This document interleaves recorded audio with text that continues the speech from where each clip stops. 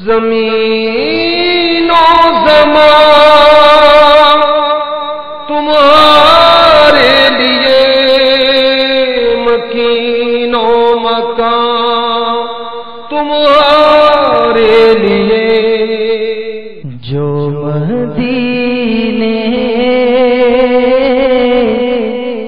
کے تصور میں جیا کرتے ہیں،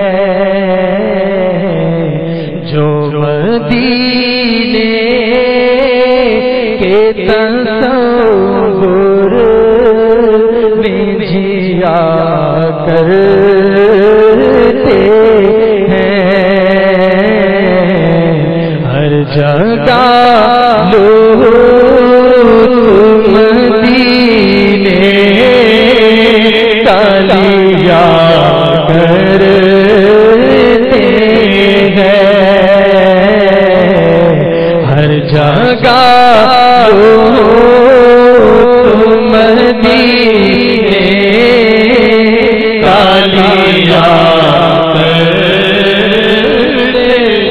ہیں، جو مدینے کے تصور میں جیا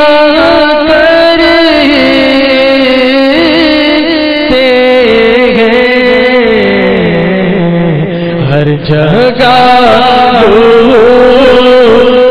مدینے کا لیا کرتے ہیں، ہر جگہ مدینے کا لیا عشق سرور میں جو ہستی کو فنا کرتے ہیں، عشق سرور میں جو ہستی کو فنا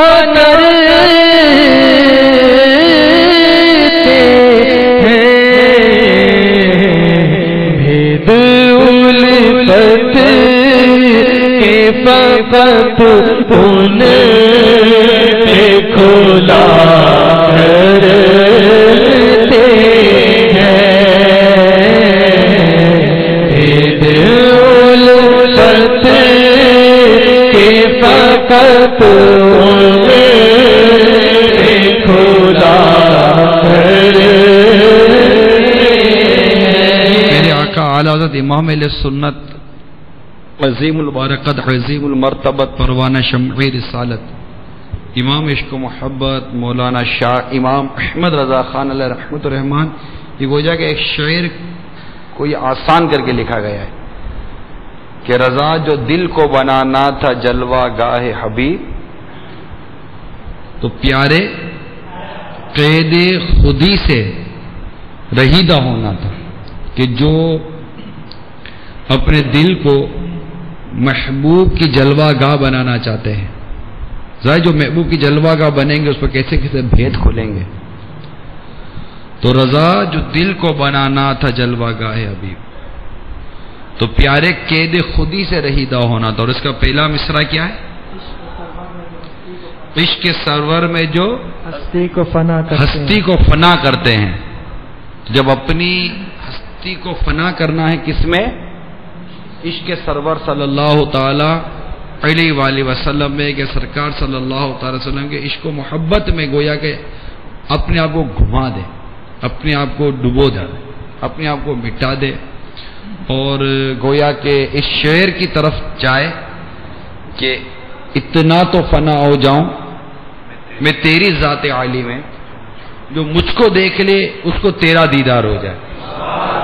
ایسا انداز زندگی اختیار کرنے کا گویا کہ یہ ایک ہمیں سبق مل رہا ہے، ہمیں نصیحت مل رہی ہے، ہمیں یہ گویا کہ ایک مدنی پھول مل رہے ہیں کہ اگر اپنے اوپر عشق و محبت کے کوئی بھید کھولنا چاہتے ہیں، اپنے اندر عشق و محبت کا بھید کھولنا چاہتا ہے، جو اپنی خود کو کوئی اسی مقام پر لانا چاہتا ہے، محبت اور عشق کی کسی منزل کو پانا چاہتا ہے، تو صرف زبانی کلامی کے دعووں سے کچھ نہیں ہوگا. اپنے اندر وہ تبدیلی کیا لایا، اپنی شخصیت یا اپنی ذات کو، اپنی انا کو، اپنی خودی کو کتنا اس نے فنا کیا، اس نے کتنی اس کو اپنے اندر سے نکالا کہ جتنی جگہیں اس سے خالی ہوتی رہیں گی، اس خالی جگہوں پہ وہ عشق و محبت اور اس کے بھید اور اس الفت کی چاشنی داخل ہوگی نا. کوئی جگہ خالی ہوگی تو کوئی چیز داخل ہوگی. اور ویسے بھی جب تک ایسا کوئی لمحہ آتا نہیں، کوئی ایسی چیز ظاہر ہوتی ہی نہیں، عموماً کوئی چیز ملتی بھی نہیں ہے. بھید اسی پر کھولے جاتے ہیں جو بھید کے لائق ہوتا ہو. ہر ایک کو راز نہیں دیا جاتا.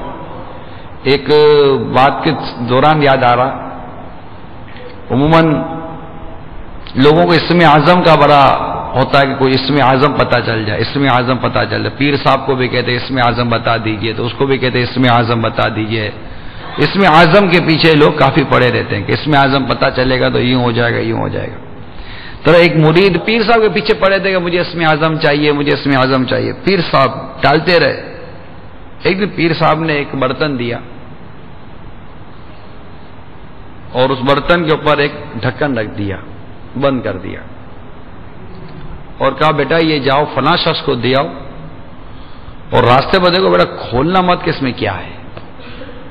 جی حضور. مرید برتن لے کر چلا. راستے میں وہ برتن ہلنا شروع ہوا، پھر آ رہا ہے، پھر ہل رہا ہے، پھر آگے بڑھا، پھر ہل رہا ہے. اب اس کو تشویش ہوئی کہ یہ برتن میں ہے کیا، بار بار برتن ہل رہا ہے، پلیٹ ہل رہی ہے.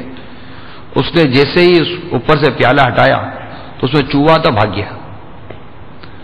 مرید کو تھوڑا وہ محسوس ہوا کہ یار یہ پیر صاحب نے کون سا مذاق کر دیا ہم سے. یار پیر صاحب مذاق کیسے کریں گے.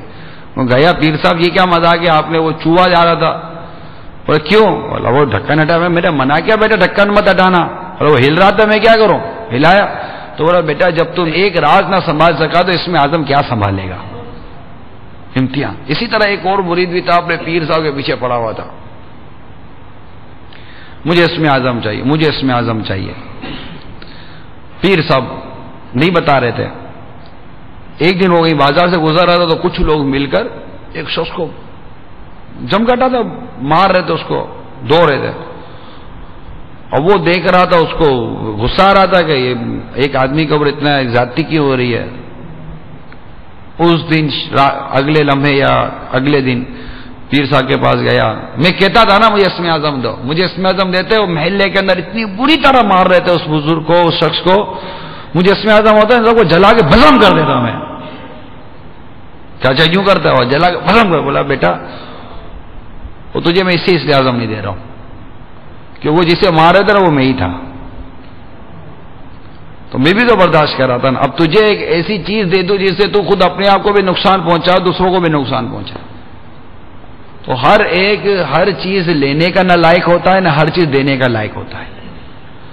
ہر ایک کو اس کے مقام کے مطابق چیز دی جاتی ہے، اس کے مقام کے مطابق بات بتائی جاتی ہے. یہاں یہ بھی اس میں ایک روایت بھی ہے کہ ایک شخص سرکار صلی اللہ علیہ وسلم کی بارگاہ میں حاضر ہوا، عرض کی کہ آقا قیامت کب قائم ہوگی. بڑی مشہور روایت ہے. تو سرکار صلی اللہ تعالی علیہ وسلم نے کچھ طرح کا ارشاد فرمایا کہ تو نے قیامت کی کیا تیاری کی ہے. مفتی احمد یار خان نعیمی رحمۃ اللہ تعالی علیہ اس حدیث کو نقل کرنے کے بعد حدیث آگے اس کی شرح میں کچھ اس طرح کا مضمون میں تحریر فرماتے ہیں کہ اس نے سوال کچھ اور کیا تھا، جواب کچھ اور عطا ہوا. اس نے سوال کیا تھا قیامت کب قائم ہوگی، جبکہ میرے آقا صلی اللہ علیہ وسلم نے قیامت کی نشانیاں تو بیان کی ہوئی ہیں، لیکن اس وقت وہ شخص اس جواب کا متحمل نہیں تھا. اس کے لیے جواب یہ تھا کہ تو نے قیامت کی تیاری کیا کی ہے. سوال کچھ اور ہے، جواب کچھ اور ہے، لیکن جواب دیا گیا، لیکن کون سا جواب کس کو کیسا دینا ہے یہ ایک فن ہے۔ کہنے کا میرا مقصد یہ تھا، بات چلی تھی کہ عشق سرور میں جو ہستی کو فنا کرتے ہیں، بھید الفت کے فقط ان پہ کھلا کرتے ہیں۔ تو اپنی خودی کو، اپنی شخصیت کو، اپنی انا کو یہ آقا کے عشق پر، آقا کی محبت پر فنا کرنا۔ اب دیکھیے حضرت محدث حدبہ بن خالد رحمت اللہ تعالی علیہ، یہ خلیفہ کے یہاں ان کی دعوت تھی۔ جب کھانا کھا چکے، دربار تھا، کھانا کھا چکے، تو حدبہ بن خالد بہت بڑے محدث گزرے ہیں رحمت اللہ تعالی علیہ، کہ دسترخوان سے دانے چن چن کر کھا رہے تھے۔ تو وہ زیادہ سمجھدار قسم کے لوگ ہوتے ہیں نا، وہ کن اکھیوں سے دیکھ رہے تھے کہ یہ حضرت کو کیا ہو گیا، دسترخوان سے دانے چن چن کر کھا رہے ہیں۔ اور اسی طرح کا انداز انہوں نے خلیفہ کے پاس بھی بیان کیا کہ یہ حضرت کا لگتا ہے ابھی تک پیٹ بھرا نہیں ہے۔ تو خلیفہ نے پوچھا، سر حضور کیا ابھی تک آسودہ نہیں ہوئے، کچھ اور کھانا پیش کروں؟ یہ سب کوئی ازراہ الفت نہیں تھا، کوئی ازراہ تواضع نہیں تھا، ازراہ مزاح تھا، اور ایک قسم کا مطلب کہ وہ طنز کے یا جو بھی تھا وہ فی زمانہ جیسا ہو سکتا ہے۔ تو آپ نے ارشاد فرمایا کہ میں کھا تو چکا ہوں، لیکن میں ان گواروں کے لیے اپنے آقا کے ارشاد سے روگردانی نہیں کر سکتا کہ میرے آقا صلی اللہ علیہ وسلم نے دسترخوان سے چنے ہوئے دانے جو کھا لے اس کے لیے اس طرح بشارت عطا فرمائی ہے، تو میں تو اپنے آقا کی ارشاد پر عمل کر رہا ہوں۔ تو اس میں یہ بھی اس طرح کا بھی ارشاد کا خلاصہ ہے کہ اللہ تعالیٰ اس کی تنگ دستی اور مفلسی دور کر دے گا جو دانے چن چن کر دسترخوان کے کھا لے گا۔ یہ بھی اس طرح کا مضمون ہے کہ تنگ دستی اور مفلسی اس کی اللہ دور فرماتا ہے، روایتوں کا مضمون ہے۔ تو خلیفہ کو آپ کی بات بڑی پسند آئی، آپ نے اشارہ کیا کہ یہ ان کو درہم یا دینار یا انعام کی تھیلی دے دی ہے۔ تو جیسی تھیلی حضرت محدث حدبہ بن خالد رحمۃ اللہ تعالی علیہ کے ہاتھ میں دی گئی، آپ نے فرمایا کہ دیکھو یہاں میں نے میرے آقا کے ارشاد پر عمل کیا، یہاں آقا نے میری مفلسی دور کر دی۔ تو یہ جو عشق رسول میں جو ہوتے ہیں نا، حقیقی طور پر صادق انداز میں، سچے انداز میں، مکمل انداز میں جو عشق میں ہوتے ہیں نا، ان کے انداز کچھ اور ہوتے ہیں۔ وہ 3 انگلیوں سے کھانے کا انداز بھی اختیار کرنے کے لیے جو طریقہ استعمال کر سکتے کرتے ہیں، سنت پر آنا ہے۔ یہ امیل سنت اللہ تعالیٰ کی ان پر کروڑ رحمت ہو، ان کو بڑی پیاری بات انہوں نے ارشاد فرمائی۔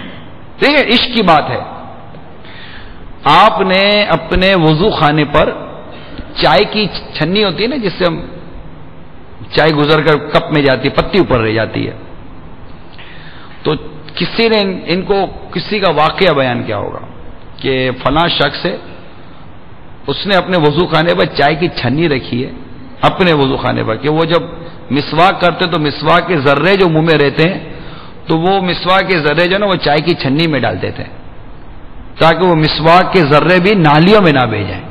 عشق محبت بہت پرانی بات۔ امیر سنت نے اسے جواب دیا کہ میں بھی سرکار سے عشق کرتا ہوں۔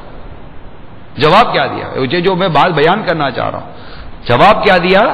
یہ نہیں کہا کہ ٹھیک ہے یا یہ کیا بات ہوئی، نہیں، کچھ نہیں، عاشق کی بات بتا رہا ہوں۔ ایک عاشق کو ایک عاشق کا پتہ چلا کہ وہ چائے کی چھنی اپنے وضو خانے پر رکھتا ہے کیونکہ مسواک کے ذرے نالیوں میں نہ بہ جائیں۔ ہمیں نے سنا فرمایا ہے کہ اگر وہ عاشق ہے تو میں بھی تو سرکار سے عشق کرتا ہوں، میں بھی اب اپنے وضو خانے پر چائے کی چھنی رکھوں گا۔ بات سمجھ رہے ہیں آپ؟ اگر ہمیں کسی کی ادا پتہ چلی کہ فلاں شخص فلاں کام آقا کی ادا کو ادا کرنے کے لیے یا آلائے ادائے سنت مسواک، آلہ ہے نا، آلائے ادائے سنت ہے مسواک، چونکہ اس مسواک کو یہ عام لکڑی نہیں ہے، یہ مسواک اس کو کہتے ہیں مسواک ہے، اور اس مسواک کو نسبت، اس سنت کو نسبت کس سے؟ سرکار صلی اللہ علیہ وسلم سے۔ آپ دیکھیں آپ روڈ پر چلے جائیں، سڑک پر جاتے ہوئے اگر آپ کو 3-4 درخت کی لکڑیاں نظر آ جائیں، ان میں پتہ چلے ایک مسواک ہے، آپ کیا کریں گے؟ اس کو اٹھائیں گے چومیں گے، کیوں بات دوسری بھی تو درخت کی لکڑیاں تھی، وہ بھی تو درخت اللہ تعالیٰ نے پیدا فرمایا، لیکن مسواک کو نسبت میرے آقا سے ہے، یہ سنت کی نسبت میرے آقا سے، آپ اٹھائیں گے اس کو چومیں گے، کیا تعجب کہ یہ چومنا کام آ جائے ہماری مغفرت کا ذریعہ ہو جائے، ہے نا، کیا عجب۔ تو یہ اب یہ راہ چلتے ہوئے اس طرح سڑک پر سے اگر آپ نے کوئی مسواک اٹھا لیا، حضرت بشیر حافظ رحمۃ اللہ تعالی علیہ کیا کرتے تھے، اللہ عز و جل کے نام اس طرح زمین پر ہوتے تھے تو وہ آپ اسے اٹھا لیتے تھے۔ تو ایک ایسے معاملات ہوتے اس میں خودی کو مٹانا ہوتا ہے، یہ کچھ اس کی اگزامپلس ہیں، کچھ علامتیں ہوتی ہیں کہ آخر خودی کیا، میں بیٹھا ہوں مجھے بس آقا کی ادا پتہ چلے، میں آپ کو دیکھوں کہ میں اپنے آقا کی رضا کو دیکھوں گا۔ خودی کو مٹانے کے لیے آدمی ایسے کئی اقدامات کرتا ہے، اس کے یہ اقدامات بتاتے ہیں، ہر کوئی نہیں ہوتا، ہزاروں لاکھوں میں اس طرح کے نکلتے ہیں، ہر کوئی یہ دعویٰ کرتا ہو تو وہ دعوے کے لیے دلیل لا کر دے، ہر کوئی نہیں کرتا۔ ہم بھی اگر کوئی ایسے اداؤں کو ادا کرنے والے عمل کرتے ہیں تو اگر میری بات سے آپ کا اتفاق ہوتا ہو تو ہم بھی اصل نہیں، ہم نقل ہیں، ہمیں کسی نے کر کے دکھایا تو ہم اس کی نقالی میں آقا کی ادا کو ادا کرنے کی کوشش کرتے ہیں، لیکن وہ فی نفسی ہی وہ محبت کا آ جانا، وہ مقام کا آ جانا، اس عقیدت اور اس اہمیت کا ہمارے ذہن و دل میں آ جانا کہ ہمیں کوئی پتہ چلے کہ یہ ادا آقا کی ادا تھی، آقا نے اس ادا کو ادا کیا اور یہ ادا کرنے میں ہم کو ثواب بھی ملے گا اس طرح کی اداؤں پر، تو ہمیں پتہ چلے اور اس کا صحیح طریقہ پتہ چلے تو ہم ادا کیوں نہیں کر لیتے؟ جیسے کہ میں نے آپ کو امیل سنت مثالیں پیش کی، اور بھی کئی مثالیں اس طرح، کئی عشاق کی مثالیں۔ تو بات چلی تھی خودی کو مٹانے کی، خودی کو مٹانے والا جو ہے نا وہ اس کے انداز اور ہوتے ہیں، اس کی گفتگو کچھ تبدیل سی ہو جاتی ہے، اس کا اٹھنے بیٹھنے کا انداز تبدیل ہو جاتا ہے، اس کے دیکھنے بولنے کا انداز بھی قدرے مختلف ہو جاتا ہے۔ اللہ تعالی ہمیں اپنی خودی کو مٹانے، انا کو فنا کرنے اور عشق مصطفیٰ صلی اللہ تعالی علیہ وآلہ وسلم کے نور سے مزید ہمارے ظاہر و باطن کو منور کرنے کی توفیق عطا فرمائے۔ آئیے شعر آگے بھی سنتے ہیں۔ عشق سرور میں جو ہستی کو فنا کرتے ہیں،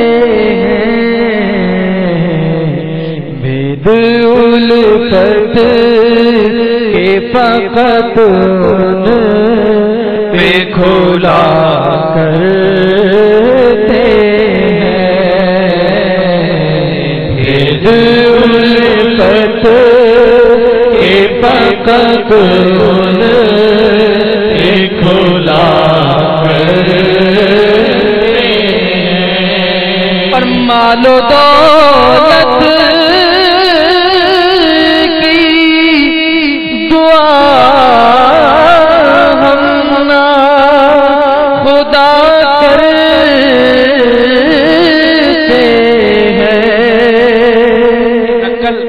کرتے ہوئے یہ شعر پڑھ لیتے، یہ امیل سنت کا لکھا ہوا کلام ہے۔ اب اللہ دلوں کے حال جانتا ہے، اللہ دلوں کے حال جانتا ہے کہ ہمیں آیا یہ واقعی ہماری قلبی کیفیت ہے یا نہیں ہے کہ مال و دولت کی دعا ہم نہ خدا کرتے ہیں، ہم تو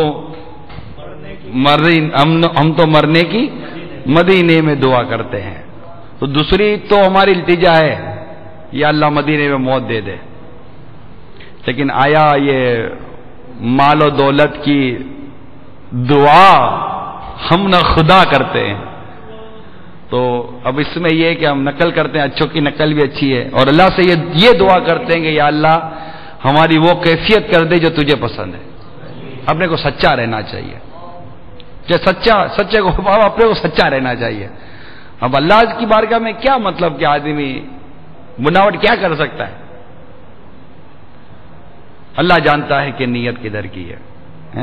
تو امیل سنت کی تمنا ہے آئیے اچھوں کی نقل بھی اچھی ہے اور اس صدقے اس نیت کے ساتھ ہی دعا کر لے کہ یا اللہ ہماری یہ کیفیت کر دے. کیفیت بہت اچھی ہے, کیفیت بہت اچھی ہے, ایسی کیفیت ہونی چاہیے. اللہ مجھے بھی توفیق دے, آپ کو بھی توفیق دے, میرے مدنی چینل کے ناظرین کو بھی توفیق دے. مال و دولت کی دعا خدا کرتے ہیں, ہم تو مرنے مدینے میں دعا کرتے ہیں, ہم تو مرنے مدینے